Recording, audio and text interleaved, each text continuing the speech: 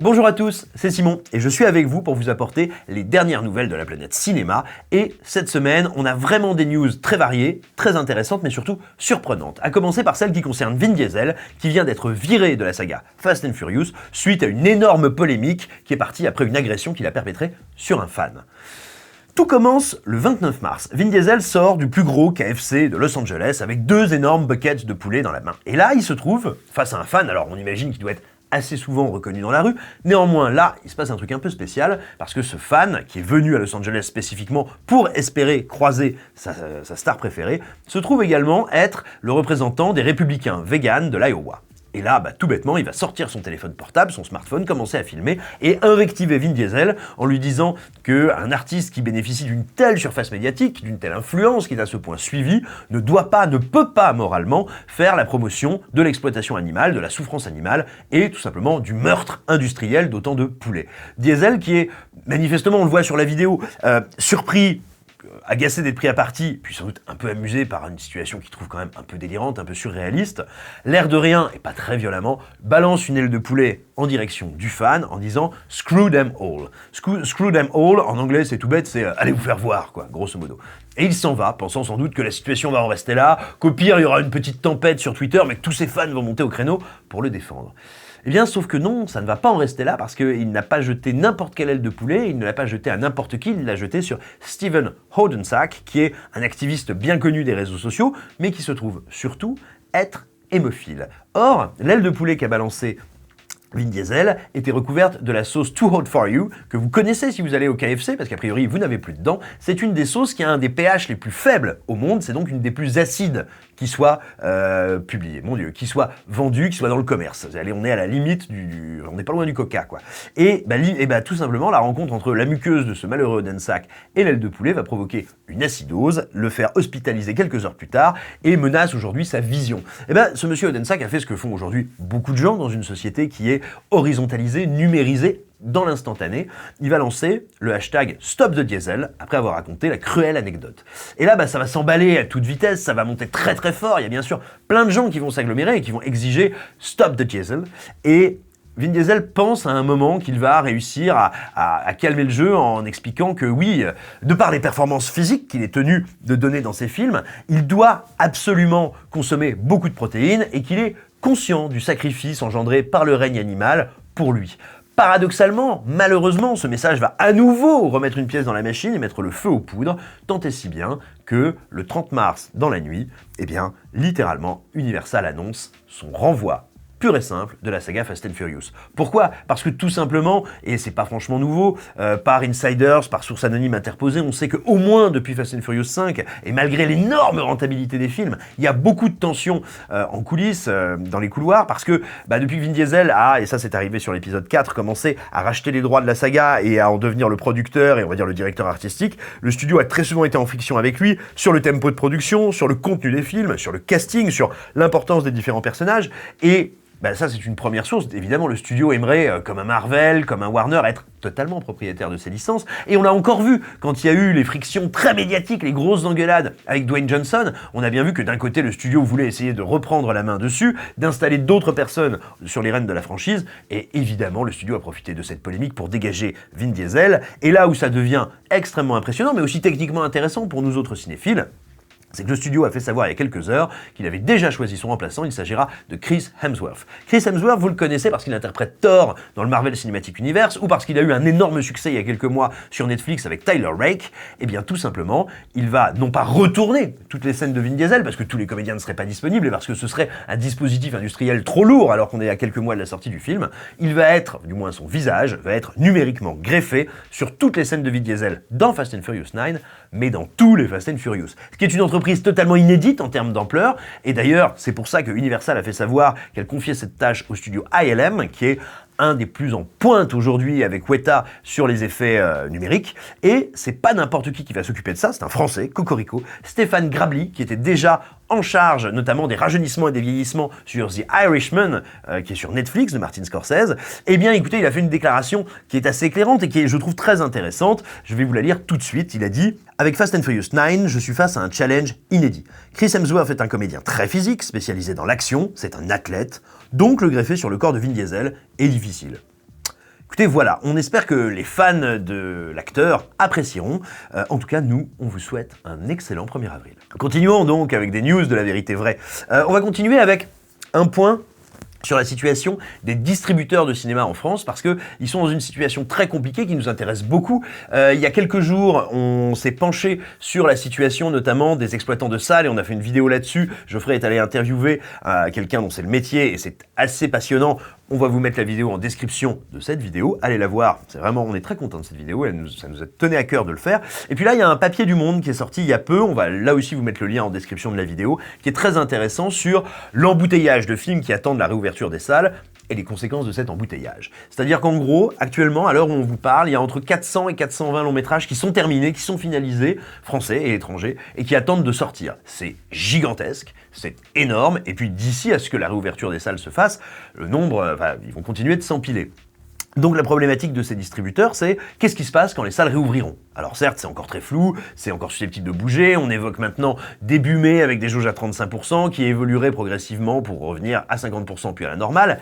Néanmoins, concrètement, vous pensez bien, s'il y a 400 films qui arrivent, et notamment si parmi eux, il y a une pelletée de blockbusters ou de gros films américains, il va être très compliqué, voire complètement impossible pour beaucoup de films français, pas forcément de films d'auteur, mais aussi des films d'auteur, de films européens, extra-européens, d'exister. Ce qui signifierait, par conséquent, que beaucoup de distributeurs iraient au casse-pipe, que beaucoup de producteurs, peut-être aussi, parce qu'il faut bien voir aujourd'hui que ce secteur, comme beaucoup d'autres, mais il n'est pas épargné, que ce secteur survit exclusivement, en très grande partie, grâce aux aides publiques, grâce aux aides de l'État, grâce au soutien collectif, grâce au fait qu'on vit en commun.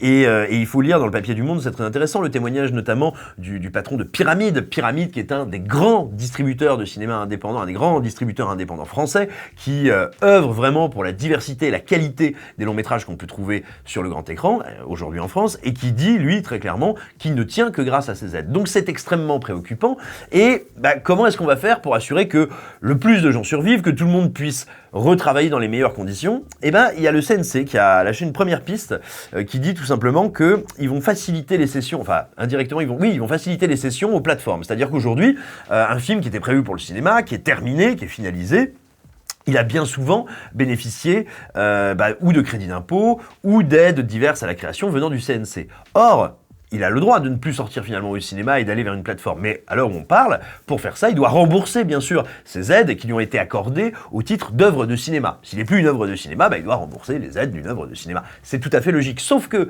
une plateforme, quand elle vient pour acheter un film, elle n'a pas forcément envie de payer plus au pot pour rembourser des subventions.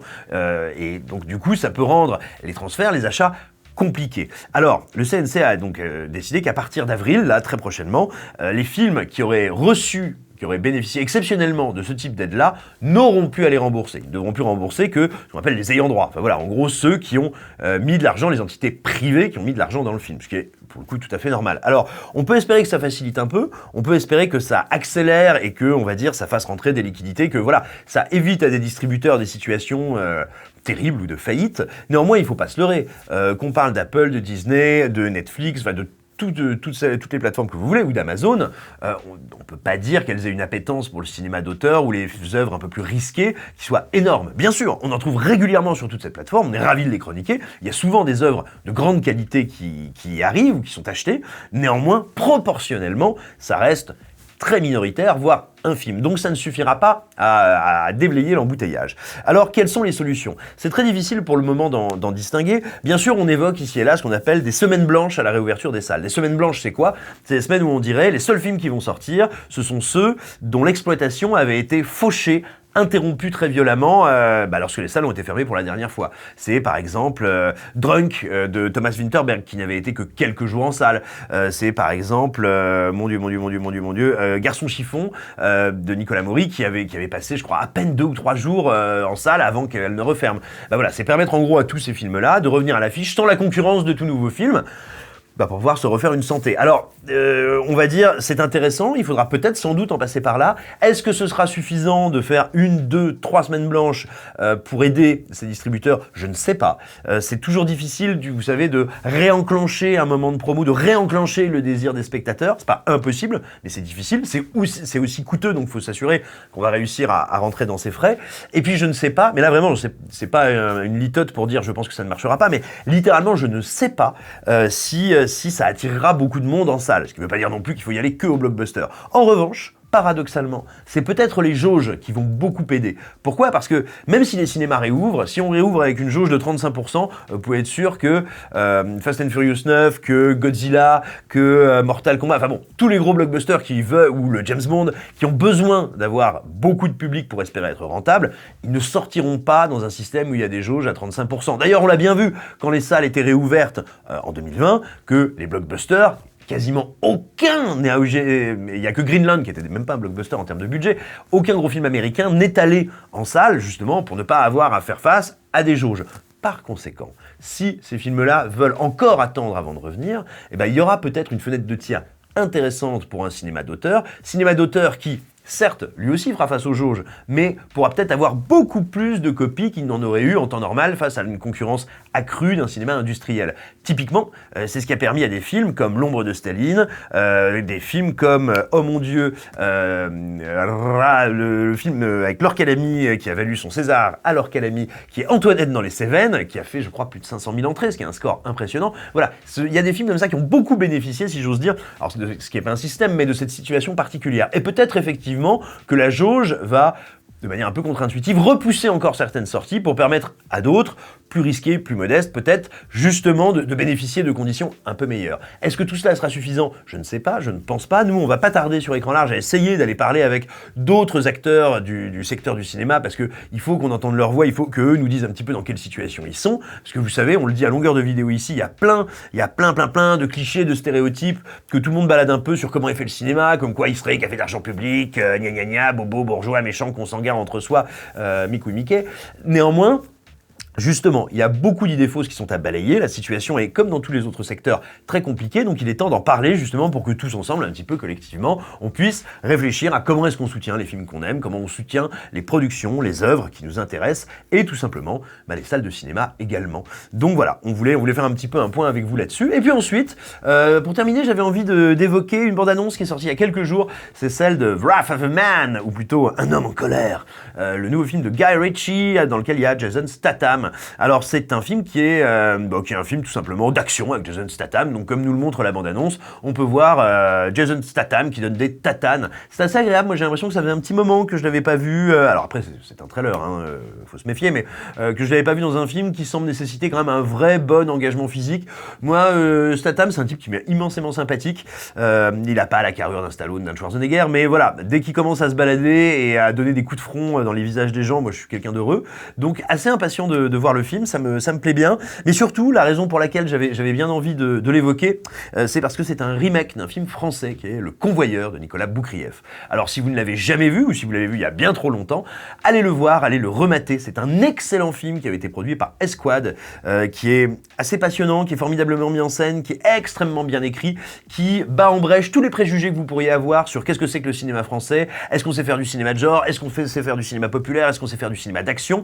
À ces trois questions, la réponse est oui, et c'est un oui, mais alors orgasmique tant le film est réussi. Il y a Albert Dupontel, il y a tout un paquet d'autres comédiens, dont Jean Dujardin, qui sont assez brillants. Claude Perron, qui comme d'habitude est exceptionnel. Allez mater Le Convoyeur.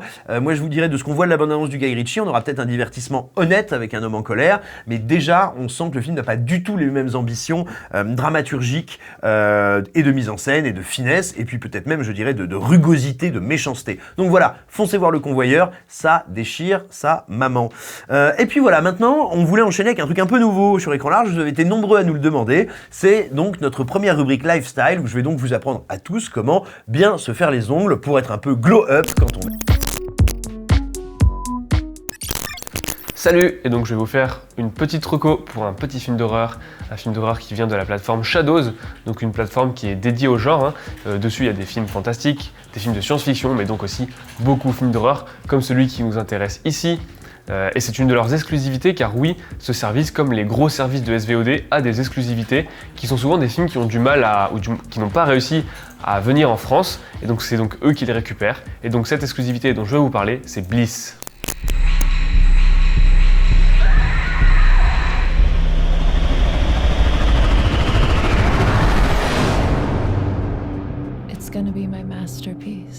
Donc qu'est-ce que ça raconte, Bliss? L'histoire d'une jeune femme, une artiste en réalité, qui doit terminer une peinture, mais elle galère. Elle galère vraiment.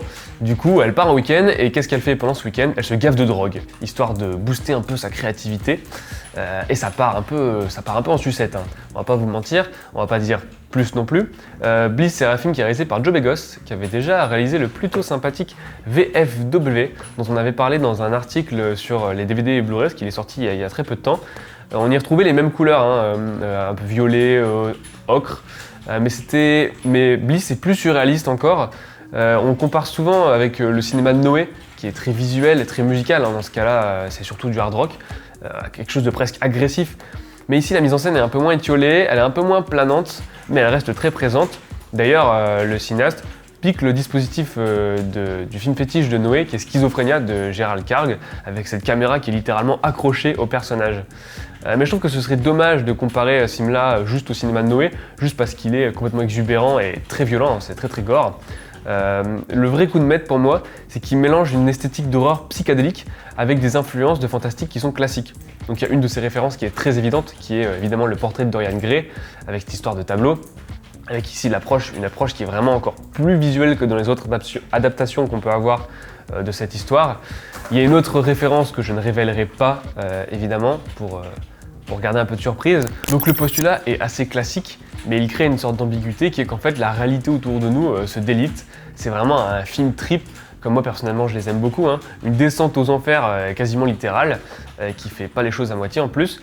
Et donc la façon dont le fantastique se sent physiquement en fait, on sent ce que ça fait d'être pris dans une sorte de spirale surnaturelle sans trop avoir de contrôle, crée une sorte de point de vue subjectif, on est toujours avec le personnage et on sent expérimenter ce délitement total de la réalité.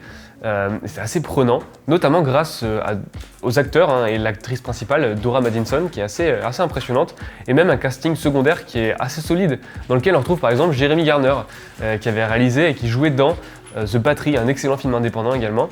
Donc finalement, on a une sorte de parabole, hein, de la création artistique bien sûr, c'est le but, et donc on aurait cette création artistique qui serait un abandon à autre chose. Donc c'est vraiment expérimental au sens premier du terme, donc il faut vraiment se mettre dedans et pas avoir d'épilepsie, mais sinon c'est un excellent film.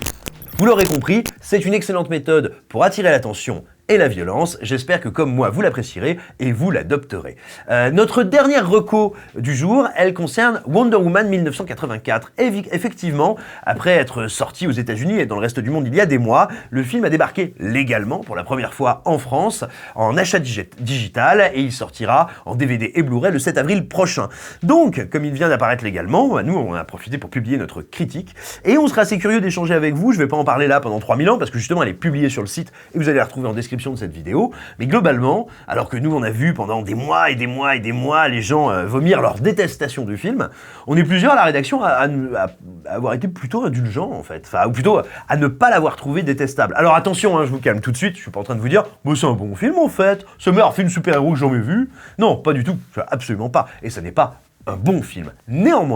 Néanmoins, et malgré tous ces ratages, je trouve qu'il y a plein de petites choses intéressantes dedans, qu'il y a notamment des trucs par rapport à son ton, sa tonalité et certaines idées de mise en scène qui sont plutôt cool, qui méritent qu'on y revienne, ou en tout cas qu'on y repense un peu à tête reposée maintenant que la poussière est tombée. Voilà, j'espère que vous en profiterez donc pour le découvrir, pour aller sur Écran Large, pour vous abonner à cette chaîne, pour laisser des commentaires, des pouces bleus, des pouces rouges, nous dire des choses gentilles, des choses méchantes, alors que le reconfinement est reparti. Et ben nous on espère que vous ça va, que vous tenez le coup, que vous prenez bien soin de vous et des vôtres. On vous embrasse ainsi que les autrices de vos jours.